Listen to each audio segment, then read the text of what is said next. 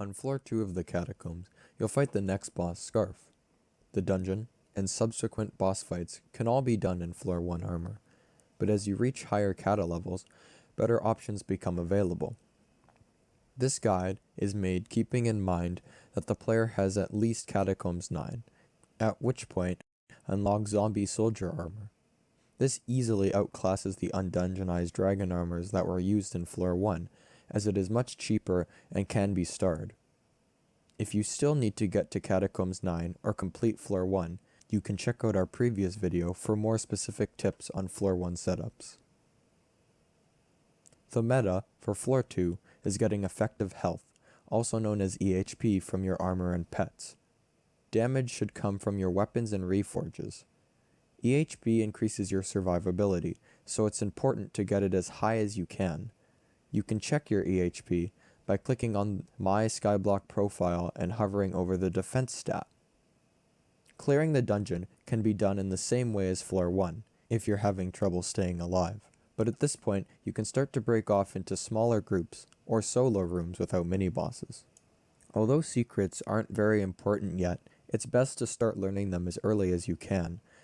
If you start practicing now, you'll be competent enough when it comes to floor 5 and above, where secrets matter a lot more, as some profitable chest rewards are locked behind score requirements. When you enter the boss room, you'll see Scarf and a crypt in each corner of the room. In the first phase of the fight, you can't actually hit Scarf, his undead will attack you instead. The crypt decorated with pink wool is the one you'll want to target first, as it contains the priest.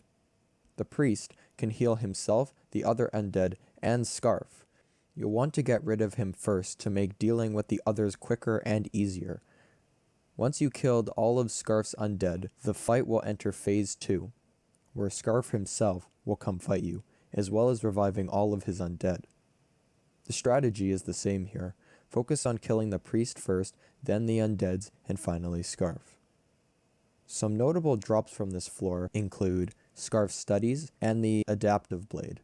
Unfortunately, the adaptive blade doesn't profit when you buy it from the chests, but Scarf's studies can sometimes make over 500k profit when bought from the gold chest for 50k. Lastly, this video will not be covering talisman reforges for each individual setup, as there's more to get through this time, but generally, mages will have all their talismans reforged to Bazaar, and Berserkers should have epics and uncommons on Strange and all the other rarities on Bloody. Our floor 1 video has a bit more information on this. Berserk is the best class for this floor, with weapons that do good damage for their price. For example, the Flower of Truth, which is an extremely good weapon and will last you through quite a few floors. These setups cost between 800,000 coins at the cheapest, all the way up to 5 million coins. For Berserk, you'll be using an aspect of the dragons, which costs around 750,000 coins and is the most expensive part.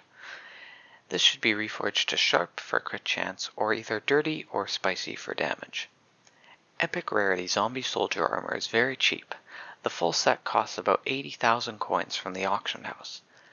This can be reforged to Fierce for damage or Pure for crit chance. For pets, you can use a Rare Enderman for damage, which costs about 5,000 coins, or buy a common rock for 80,000 if you're having trouble surviving. The second price tier will be similar to the first, but with a few important upgrades. First of all, you can upgrade your Zombie Soldier boots, leggings, and chestplate to the legendary variants. This will make the reforges much more powerful. For the helmet, you can either go for a legendary Zombie Soldier helmet, a Tarantula helmet, or a Golden Scarf head. The Golden Scarf head is the best for this floor because it doubles all of its stats, including strength, crit damage, health, and defense.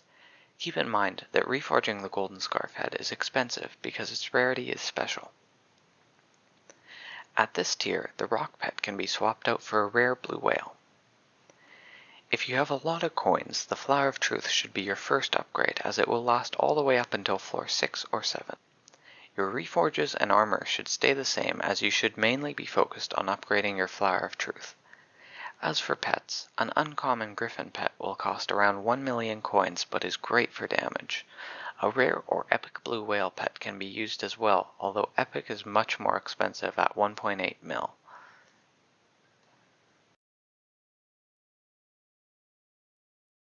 Mage is also another good option for this floor. It's cheap at this stage and does good damage while letting you stay further away from enemies. The mage setups covered here range from a minimum of 1 mil to upwards of 5 mil coins. Mages will be using an epic rarity Dreadlord sword reforged to heroic, which costs about 80k. This sword has a lot of damage for its value and has a very low mana cost, which makes it a great alternative to the Bonzo staff. You'll also use 3/4 epic rarity zombie soldier armor and dark goggles, all reforged to wise. All 4 pieces will set you back only about 160k unless you choose to use the legendary variant. The best pets for mage are the ones that give mana, health, or defense. A few examples are the common bee pet for 20k or the common rock for 30k. The only change for the middle tier is upgrading your zombie soldier armor to legendary if you haven't already done so, or getting an epic sheep pet for a lot of extra damage. Alternatively, you could get a rare blue whale if you're having trouble surviving. The third mage setup is the most expensive, as mages typically use multiple weapons, one with a low mana cost for clearing, and a high DPS weapon for the boss. The weapons you'll need are an epic rarity Dreadlord sword and a Bonzo staff for DPS, which cost around 3.5 mil. These should both be reforged to heroic.